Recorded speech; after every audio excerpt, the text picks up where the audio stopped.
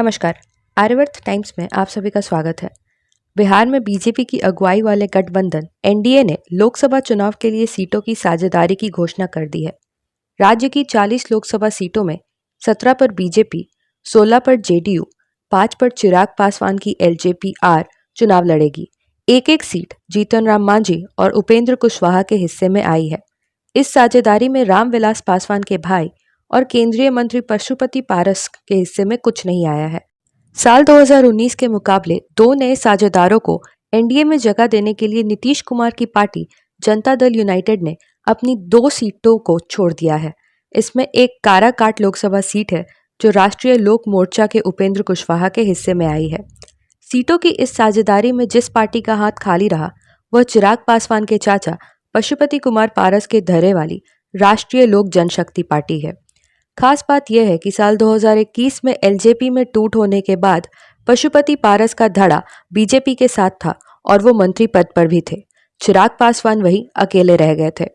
लेकिन पार्टी में टूट के बाद भी चिराग पासवान बिहार की राजनीति में सक्रिय रहे और लगातार सभाएं और रैलियां करते रहे।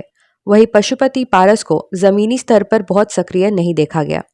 बीजेपी जब पशुपति पारस को तवज्जो दे रही थी तब भी चिराग खुद को पीएम का हनुमान बताते रहे और कहते थे कि पीएम उनके दिल में बसते हैं। चिराग ने पूरे सब्र के साथ इंतजार किया और बीजेपी को समझाने में वह कामयाब रहे कि उन पर भरोसा करना ज्यादा फायदेमंद है। पार्टी में टूट के बाद माना जाता था कि चिराग पासवान के मन में बीजेपी को लेकर नाराजगी है। हालांकि बाद में चिराग ने बीजेपी को लेकर संतुलित रवैया अपनाया। बीजेपी से दूर रहकर भी चिराग पासवान ने राजनीतिक चतुराई का बखूबी इस्तेमाल किया। साल 2020 के बिहार विधानसभा चुनावों के बाद से ही वो बिहार के मुख्यमंत्री नीतीश कुमार के खिलाफ भी बयान देते रहे। यह सिलसिला कुछ ही दिन पहले वैशाली में हुई चिराग पासवान की रैली तक मौजूद रहा, लेकिन उन्होंने बीजेपी के खिलाफ कभी मोर्चा नहीं खोला।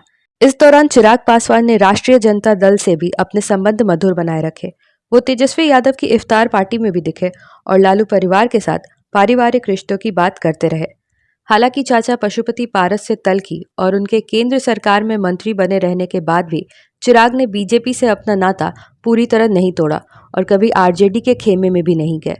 बिहार में पासवान बिरादरी के करीब 5.3% वोट है। पिछले कुछ चुनावों के आधार पर माना जाता है कि एलजेपी के पास बिहार में करीब 6% वोट है और इसमें बड़ा हिस्सा पासवान वोटरों का है।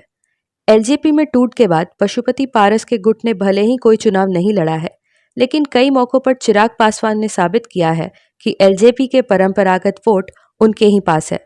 चिराग पासवान का राजनीति में भविष्य बचा हुआ है, जबकि पशुपति पारस की उम्र की वजह से अब भविष्य उनके साथ नहीं है। एलजेपी-आर के मुताबिक चिराग पासवान इस बार के लोकसभा चुनावों में हाजीपुर सीट से चुनाव लड़ेंगे। हाजीपुर लोकसभा सीट को रामविलास पासवान की सीट के तौर पर देखा जाता है। साल 2019 के चुनावों में पशुपति पारस यहां से चुनाव जीते थे, जबकि चिराग पासवान पिछले चुनावों में बिहार की ही जमुई लोकसभा सीट से चुनाव जीतकर सांसद बने थे। पशुपति कुमार पारस लगातार ये दावा करते रहे हैं कि रामविलास पासवान के असली राजनीतिक उत्तराधिकारी वही हैं और रामविलास पासवान ने खुद जीवित रहते हुए उन्हें हाजीपुर सीट से चुनाव लड़वाया था। अब लोकसभा चुनावों के लिहाज से एनडीए में पारस के पास कुछ नहीं बचा है।